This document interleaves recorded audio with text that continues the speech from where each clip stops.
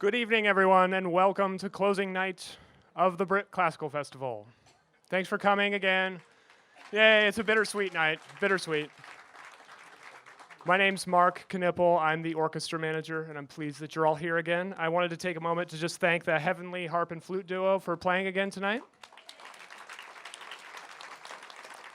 And without further ado, I will go ahead and bring Mr. Don Matthews from JPR and Mr. Tony Edwards, the Britt Orchestra's principal percussionist.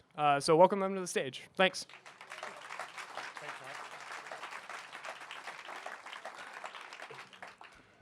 We're going to take a moment here to adjust this. It's a little short for me. A little short for you. A little Yeah. short for me. A little tall for you? Yeah. You want did they think we were going to sit in the other seats? You want me to bring that down? Are you comfortable where you're at? Fine. I'm fine. Well, thanks for having me here. It's always great to be here at the Britt. Tony, if you've been seeing the concerts, you've been seeing Tony as a very busy percussionist. This is a heavy percussion season, and that's pretty exciting if you're a percussionist, I would imagine. Yes. Tony, how did you decide to become a percussionist? You just don't think of that as an instrument. People wake up and say, "I want to play the drums." Although, I don't know, kids at a certain age, they bang on things. Maybe that was how it happened. True. I really didn't, like, as most young percussionists, you always hear stories from parents about they banged on pans and pots and that kind of thing. And for me, I had an aunt and an uncle. And every Friday night, my parents would go to their house and they would play cards. That was kind of like a family tradition. And I had a nephew who was about 4 years older than me, and he had just joined the band program. And I went to his room, and he had on the stand this sparkle blue snare drum. And I just thought that was the coolest thing I had ever seen in my life. And I asked him, his name was Dwayne. I'm like, "Dwayne, what is this?" He goes, "Oh, it's my new snare drum. You want to check it out?" And he picks up some sticks and he plays it, and that was it. I was sold. I just thought that was the neatest thing. And he taught me some licks. And then the very next year, I was in 6th grade, and that's the time in my school district. That's when you had to decide whether you were going to be in athletics or band. And so I'm like, band. I'm in band. I'm playing the drum. I'm going to be in band. That's what I want to do. And so I took my audition, and the band director was impressed with what I did, and that was it. I was hooked. And from then on, I played in the band and played drums. So a percussionist, as we will see tonight, as you've seen, you don't just play the snare drum. So how did you get to the next thing of playing the snare drum? Because the instruments are so different. I mean, you have tuned instruments, you have instruments that use different kinds of sticks.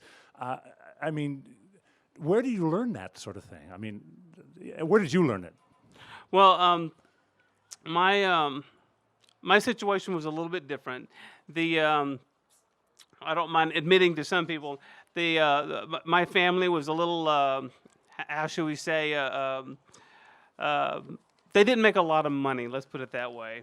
So when I came time, like, "Hey, Mom and Dad, I'm really into this. I want to take private lessons." And they said, "Sorry, we don't have enough money for that. You can't take private lessons." And so I was basically self-taught my all the way up through high school. So I went through high school, and all I played was the drum. That's all I did. And so I could read any rhythm that you put in front of me, no problem. But when it came time to know where middle C was or read music or anything like that, I had no clue. So it came time for me to take my college audition. I went to a university and told the band director, "Hey, I'm really good at this. Check this out." So I played snare drum for him. He goes, "That's really good. That's really good. Let's hear you play some mallets." And I went, "What?" He goes, "Mallets, the long thing with you play like melodies on them." Like, I didn't know that I was supposed to do that. So then he asked me to play timpani and the other percussion instruments, and I had no clue. So luckily, this I guess he saw some talent in me, so he let me into school. And the first semester in college was just brutal because I had to hire tutors and I had to learn how to read music. And the first year in college, I actually flunked out a theory class. The second semester, though, I actually set the curve in the class. So there is a good side to this story. And then after finishing my master's degree, I was able to win an audition in the Austin Symphony, which is where I play to this day. But yes, as a percussionist, you have to learn how to play all the mallet instruments. You have to learn how to play timpani, that's an art of unto itself. A lot of people actually don't know the timpani and how that you play them. And by the way, timpani are the 4 big drums that you see over on the side of the stage. And a lot of people think that, oh, they're just big drums, you hit them. What a lot of people don't realize is that you have to tune them and hit them at the same time. At the bottom of the drums there are pedals, and so as you're playing it, you're moving a pedal which changes the pitch of the drum. So the timpani actually have to be in tune at the same time that you're playing them, which requires a completely different skill set to play those drums. As well as that, you get into ethnic drums like congos and bongos and djembes and all the other sorts of ethnic sorts of instruments. So the list goes on and on and on of the stuff that you have to play as a percussionist. Well, I noticed that the listing for the percussions for this piece left. This is what is supposed to play in the percussion: timpani, bass drum, bells, bongos, cymbals, glockenspiel, hi-hat, marimba, rattle, sandpaper, snare drum, tam-tam, triangle, vibraphone, whip, woodblocks, and xylophone. Yes. So you're not playing all that yourself. No. Right. I have 3 other guys who are helping So, me. but as the principal, now how does that work out? Do you know that individual players have, say, skill sets that are better for them? They're really good at xylophone, or do you just assign the parts, or do people say, I want to play the xylophone, or are you just kind of say, here's the parts you get to play? Very good question. In every orchestra, there's a hierarchy. Okay, you have like say in the trumpet section, there's the first trumpet, there's second trumpet. Horn, there's first horn, second horn. String players, you have the concert master, then you have the principal second, and every person has a job. And the people that are higher up on the kind of hierarchy, their job is to assign who is going to play what. Okay, so like when you look at the string section, there's a lot of string players there, but who knows what to play what? Well, it's the concert master that decides you're going to play this part, you're going to play that part, you're going to play this part. In the percussion section, it's the principal percussionist who decides who's going to play what instrument. Now, in some sections, the responsibility of the principal is that you know everybody's strengths. You know that, like, oh, this guy's really good at mallets, this guy's really good at snare drum. And so when you're looking at the parts, you can say, well, oh, this mallet part's going to be really hard. I'm going to give it to Joe Blow here. This snare drum's really hard. I'm going to give it to this person. What's nice is when you have a section where all your players are equal. Like there's not an instrument that they're weak at. Now, I will say, I don't think any of the members of my section are here. but And if they are, they won't say anything. Yeah. But I will say that all the members of my section are very strong. I don't think there's a weak link in the bunch. I feel comfortable about giving any part to any one of my guys because I know they're going to play it, and they're going to play it really, really well. And that's nice when you have a section like that.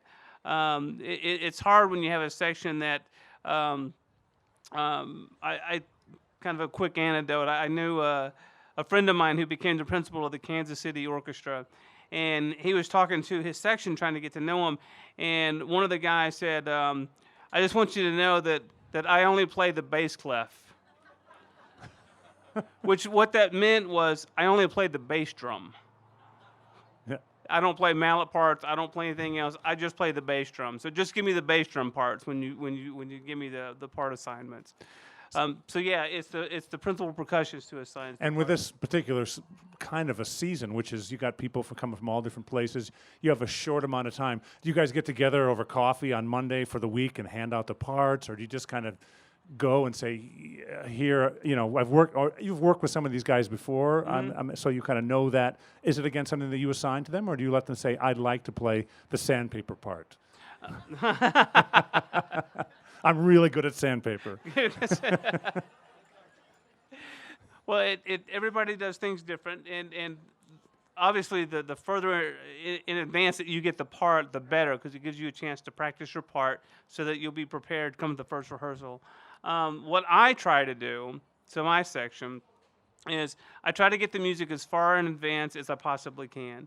Usually that's about June. About May or June, I will send the librarian an email, and I'm like, okay, do you have the parts ready yet? Can you give me copies of them? And then usually he's really good. He'll send me the parts, and I'll go through, and then I can kind of assign who's going to play what. And then what I do is I just make an Excel spreadsheet with everybody's name on it and all the pieces, and I say, okay, for this piece you're going to be playing snare drum and xylophone, and this piece you'll be playing castanets, and I do try to kind of spread it out so that everybody has fun, so that not one person is playing only the bass drum part or one person playing only the xylophone part, because that kind of gets boring after a while. So I kind of try to spread it out so everybody gets a chance to play a little bit of everything. So I know that when I watch the orchestra, I'm always fascinated with, in some ways, watching the percussion part, because you guys are back there and you're shifting positions and somebody will stand up and then move here and move there. And maybe there'll be pages and pages of music when you are not playing anything, especially some of the traditional symphonies, let's say, of Beethoven, that sort of thing, or I don't know. So obviously somebody's got to be keeping track of all that back there. I mean, somebody's counting measures. Are you in charge of sort of turning to the guy and saying, okay, we're at letter F on page 17, be ready? And some conductors will actually say, because you've been sitting away for a while, here's your cue, but a lot of them are busy doing other things. I mean, how do you figure out where the heck you are? Yeah, that is probably the most common asked question among percussionists. I get asked that question all the time. Like, I went to the operas are the worst, by the way. How many people have seen an opera in your lifetime? Okay. Yeah. Operas in general are 3 hours long. Except if it's Wagner. Yes. And that's Act 1. Yes. Although I will admit, just a side note, percussionists love to play the ring cycle. Oh, yeah. Okay, and here's why. Okay, so the ring cycle, each opera is 6 hours long. Yes. All right, so the like I can tell you, the Ride of the Valkyries, which I've played before, is 6 hours long. The first 3 hours, nobody plays. As far as percussionists, no one plays. It's not until the second 3 hours there's a triangle note. I kid you not, there's one triangle note that happens in the second 3 hours. And so what happens usually in the ring cycle is you play 3 hours, and then there's a dinner break. Yeah. And then you listen to the next 3 hours. So the percussionist doesn't have to show up for the first 3 hours. He shows up for the dinner break. He gets fed. He plays his one triangle note, and he gets paid the same amount of money as the string player who has to play the entire 6 hours.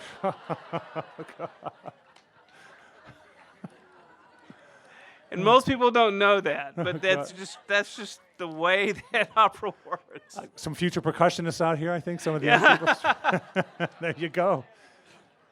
So, but yeah, there, especially a lot of the earlier symphonies, there is a lot of wait time that you don't do anything. And it's kind of funny because as a percussionist, after doing this for long periods of time, you learn little tricks. And basically one of them is at the first rehearsal, you're sitting and then going 1, 2, 3, 4, 2, 2, 3, 4, 200, 2, 3, 4, 201, 2. And what you'll do is you'll take a pencil and you just kind of wait, and you goes, oh, there's a trumpet solo. I'll remember that trumpet solo. That's it. That happened in measure 76, so I'll write 76 trumpet solo. And then you keep counting, you wait for, there's a really, a flute solo right there. That's very obvious. And that happens in measure 264. Flute solo 264. So then the next time you play, you're kind of half counting and your kind of half brain is off in La La Land, and you're just going, oh, flute solo. I'm at measure 276, and then that's kind of how you keep up with where you are. Another funny anecdote I will tell you, which is a true story. The Abduction of the Cerealia, which is Mozart. Has anyone ever seen that opera? Yeah.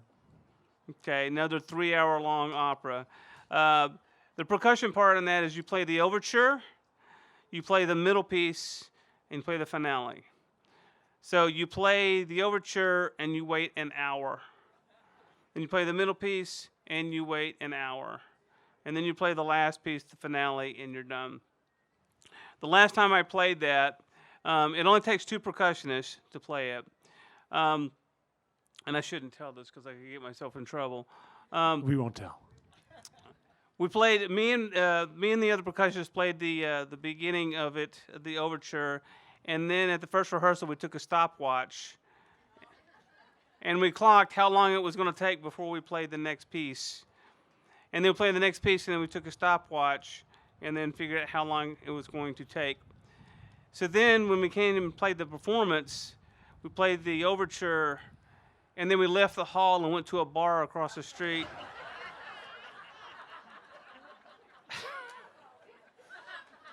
Why not? Yes. And yes, we had a beer, had a really nice time. We played some video games on our iPhone.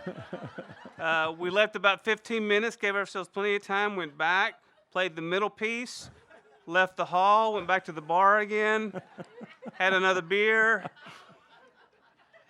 left them plenty of time, and then we finished out the opera. So you got paid the same. We got paid the same. Yeah. So what I want to know is why Wagner would write a single triangle note in the middle of a 6-hour opera. Did he hate the percussionist or did he love the percussionist? It's like, here, I'm going to give you a job and you have to play one note. You're going to get paid the same as the violinist. Just show up and play this one note. Or I hate you. You must sit here and wait. I just wonder. That's what I wish I had an answer for that. I'm not asking you. I'm asking Wagner. Yes, that's a question for Wagner. Yeah. So besides this piece and the Carmina Burana, are there other pieces that are really heavy percussion this season that we were experiencing, you guys? Because I know Carmina is a tremendous army of players back there. Well, Daphnis and Chloe were playing tonight. Oh, okay. Daphnis and Chloe. A lot of percussion. Players, Ravel is a great orchestrator. That has 7. You'll see 7 players. 7 players back there playing Daphnis and Chloe. Yeah, and how many of the connaissants? A lot. A lot. More than 7. Well, I take that back. There's really only 4 players playing, but we're playing a lot of instruments. Yeah. Like me personally, my part is I'm playing vibraphone, and then I rush back and I play a marimba part, and then I have to play a triangle part while I'm playing the marimba part at the same time. Then I run over and I play a xylophone part, and then I play that until the end.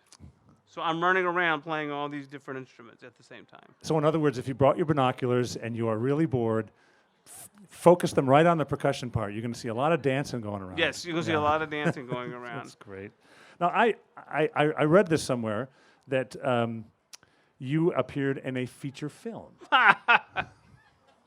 Okay, well, that's a good start to that. Yes. Yes. True? It is true, yes.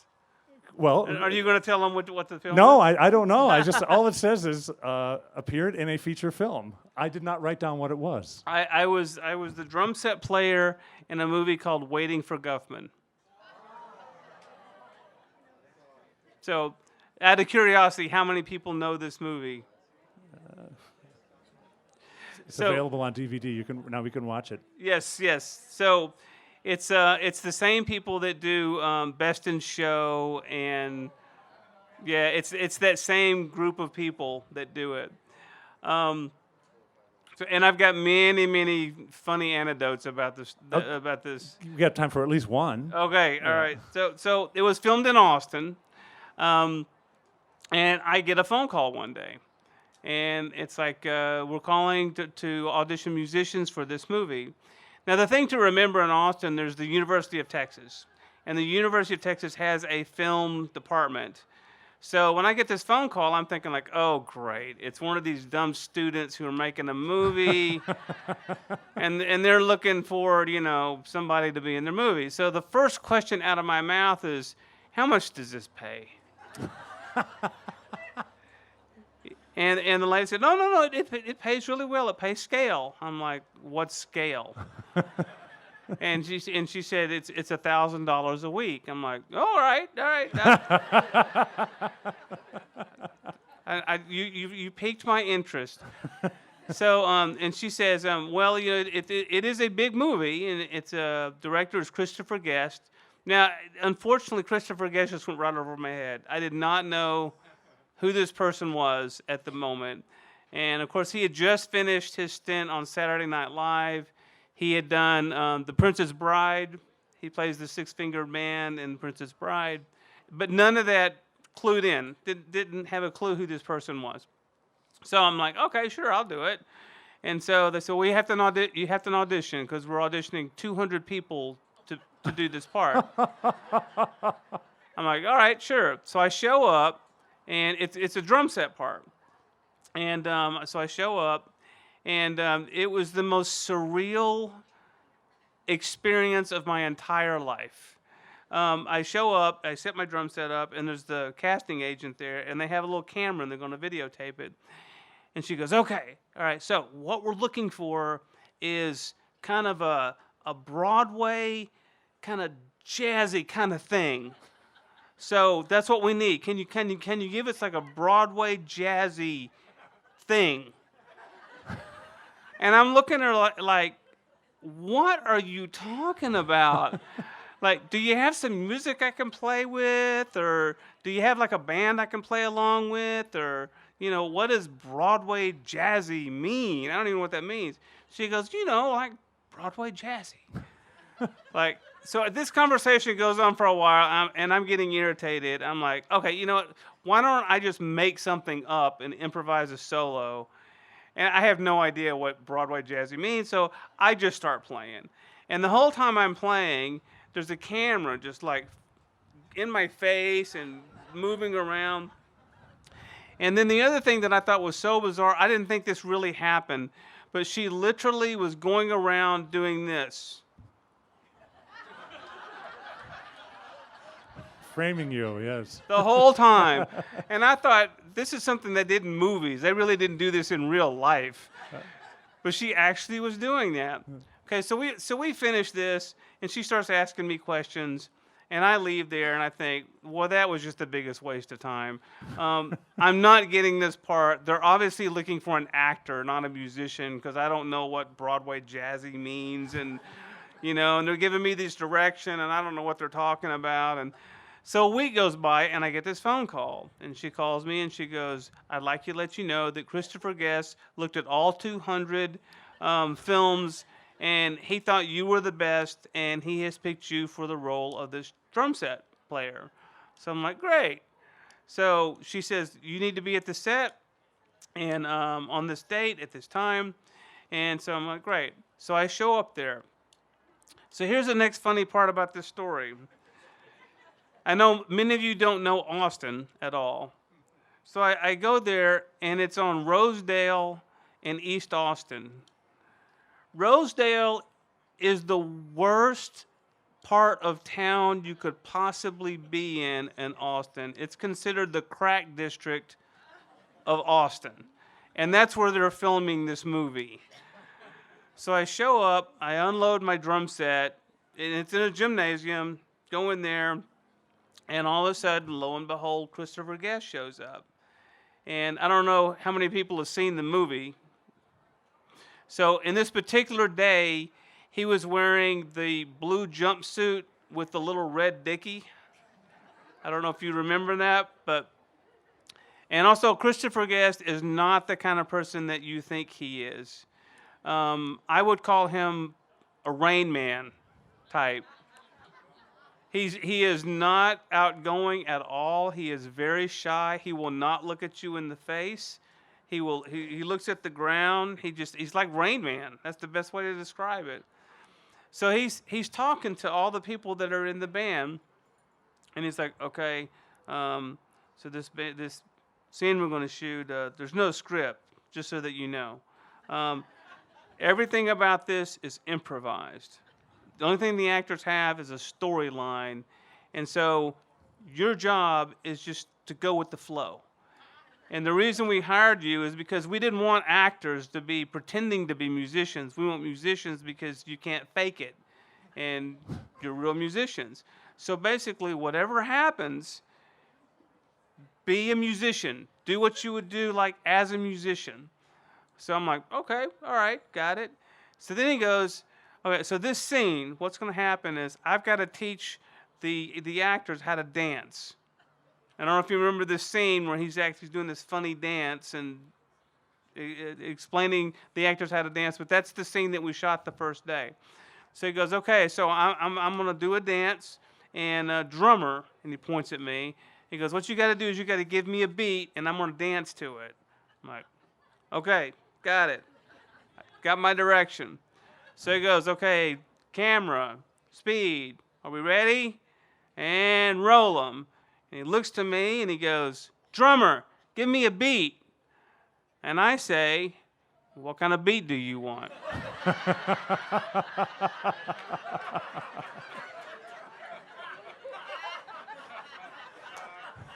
And he says, cut, stop, cut.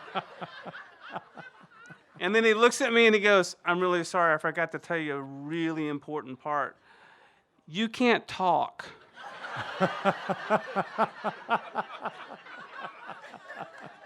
Because you see, there's certain scales of actors, and your scale is extra.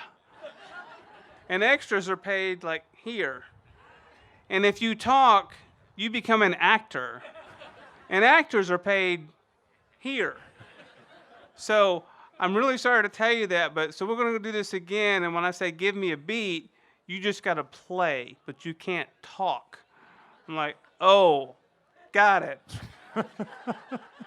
So I'm like, before we start, you got to tell me ahead of time what beat you want so I know what you're talking about. So he sings it to me, and I'm like, got it. All right, now we're ready to go. So we shoot the scene again. This time I kind of know what to do. And so that was my first experience with this movie. Mm-hmm. And do we have enough time for it? We do. We have a couple minutes left. Please. Okay. This is very interesting. You're the one that has to play. Yeah. So we've got our blankets all laid out and stuff. We're all set up there. So one thing about making this movie, first of all, it's supposed to take a week.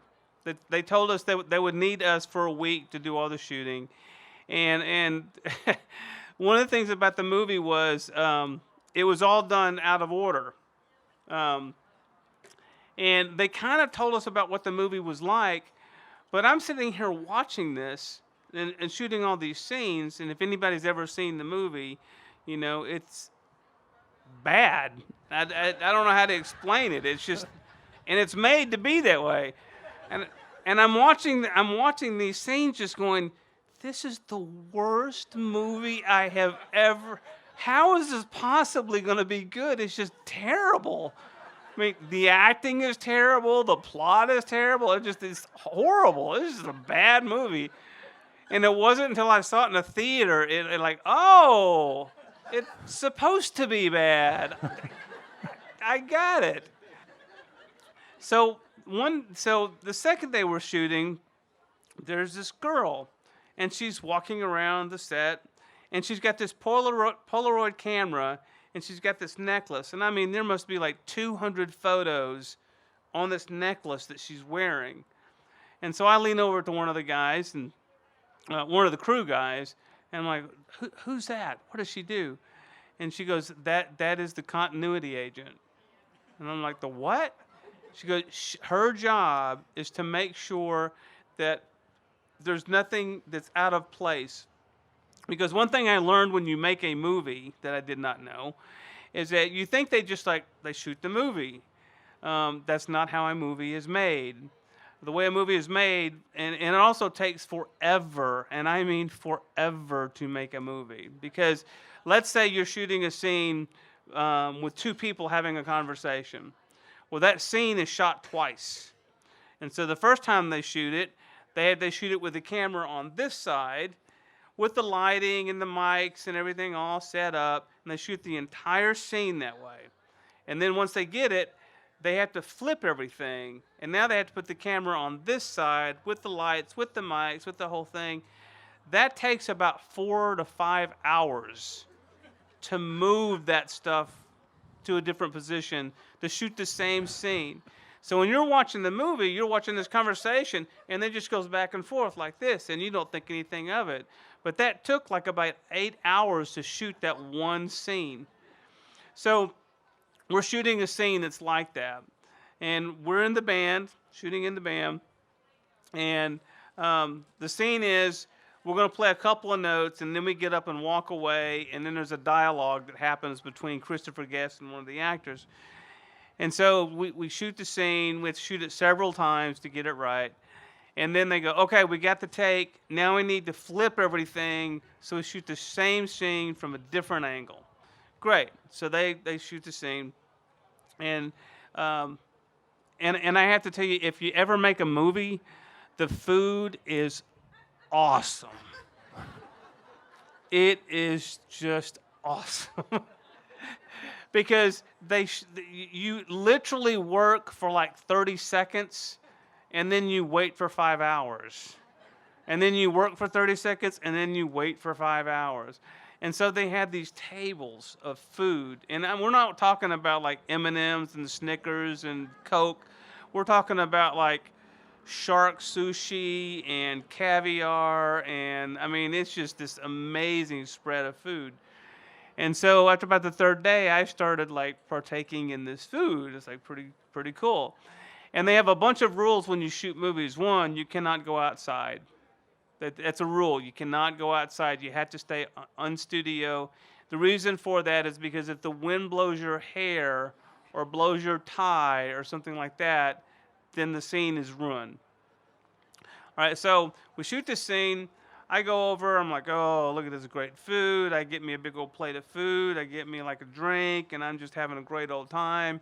And they go, okay, we're ready to shoot the scene again.